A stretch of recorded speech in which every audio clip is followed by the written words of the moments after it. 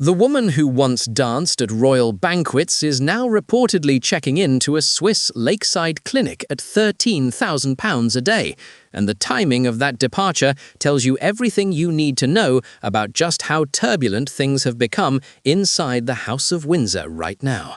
Hello everyone, my name is George, your host, and welcome to Crown Tea, where we pour it properly every single time.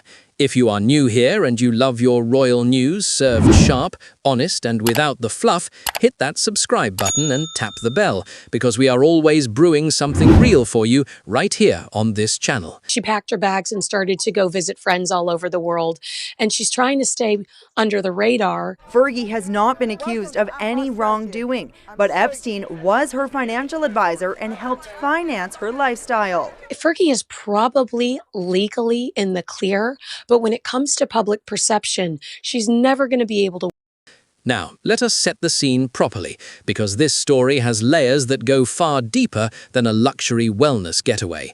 According to a report published by the Daily Mail on the 21st of February, Sarah Ferguson, the former Duchess of York, reportedly checked into the world-renowned Paracelsus Recovery Clinic in Zurich, Switzerland, arriving after Christmas and departing at the end of January.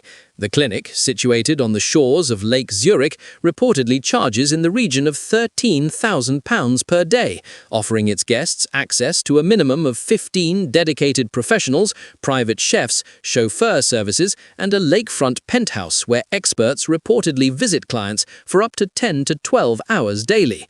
According to the clinic's own website, Paracelsus treats, and we are quoting directly here, addiction, burnout, depression, anxiety, trauma, and other mental health challenges with a comprehensive blend of tailored, evidence-based therapies. Now, Crown Tea is not here to speculate about why specifically Sarah was there. That is her private medical business, and we will treat it as such. But what we can discuss, and what you absolutely need to understand, is the extraordinarily charged context surrounding her reported departure from British shores. Because here is where this story becomes genuinely significant. Sarah's reported retreat to Switzerland came in the immediate aftermath of the release of the so-called Epstein files by the United States Department of Justice, a document dump that sent shockwaves far beyond America's borders and landed squarely on British doorsteps.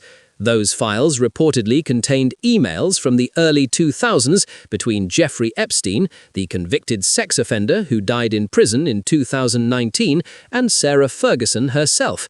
Now, it is critically important to state clearly here that the existence of emails does not confirm any wrongdoing on her part, and no charges have been brought against her in connection with Epstein. But what it did do, undeniably, was pull her name back into an already deeply uncomfortable public conversation, one that, according to multiple major outlets, contributed to King Charles reportedly removing her royal title back in November. And so you begin to understand why a woman who has spent decades navigating public scrutiny might seek a very private, very quiet reset somewhere far from the British press pack. Stay with us, because this story is still very much unfolding. The clinic itself is fascinating and worth understanding, because Jan Gerber, its chief executive, gave an interview to Hello magazine in March of 2025 where he opened the doors to his countryside home, a former farmhouse he shares with his partner Jill, which he allows clients of the clinic to visit as part of their recovery. He told Hello that, and again we are quoting his own words here, when the environment fosters a sense of security and comfort, the nervous system shifts out of a heightened state of alertness, allowing for deeper psychological healing. He described an open-door philosophy, candlelit dinners, guests mingling on the terrace, and a deliberate recreation of what he calls the feeling of a family home. For someone whose family situation is, to put it diplomatically, extraordinarily complicated right now, the appeal of that kind of curated calm is not particularly difficult to understand. And speaking of complicated family situations, just 48 hours before the Daily Mail published its Zurich report, Sarah's former husband, Prince Andrew, was reportedly arrested on suspicion of misconduct in public office on the 19th of February, before being released later that same day from a Norfolk police station. Police have confirmed that investigation is ongoing and Andrew has not been charged at this time. It is an active situation and Crown Tea will continue to bring you verified updates as they develop. What we can say is that the cumulative weight of these overlapping events, the Epstein files, the title removal, Andrew's reported arrest, and now the Swiss retreat, paints a picture of a period of profound upheaval for everyone connected to this particular corner of the royal story. As for where Sarah goes from here, a source told Hello magazine back in December that she would not be joining Andrew at Sandringham, where he reportedly relocated after leaving Royal Lodge in Windsor, a home he had occupied since 2004.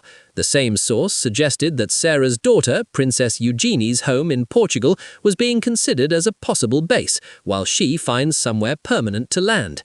She has stood by him all these years, the source said, but is now ready to spread her wings. Whether that is a quiet exit, a fresh chapter, or simply the calm before the next storm, only time, as ever with this family, will tell.